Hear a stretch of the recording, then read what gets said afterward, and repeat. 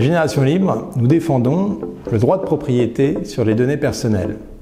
Une idée d'ailleurs qui fait son chemin aujourd'hui au Parlement canadien ou à la Commission européenne à Bruxelles.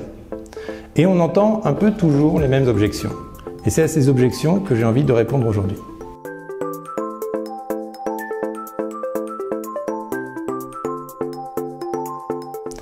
La première, c'est que, par principe, on ne pourrait pas patrimonialiser les données, les faire rentrer dans notre patrimoine, parce que ça serait la voie ouverte à la marchandisation.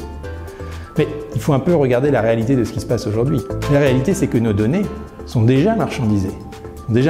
Sauf que le producteur de la matière première, vous et moi, nous n'en recevons absolument rien en échange, sinon la fiction de services gratuits. Un peu comme dans les temps féodaux, le paysan donnait l'ensemble de sa production au seigneur en échange de la protection contre la guerre ou de l'usage du moulin ou du four communal. Et donc le droit de propriété, ça a été le cas dans l'évolution de la paysannerie française, une conquête d'autonomie, une conquête d'émancipation pour choisir soi-même à qui et comment on souhaite vendre ou non d'ailleurs les productions qui émanent de notre travail et en l'occurrence les data.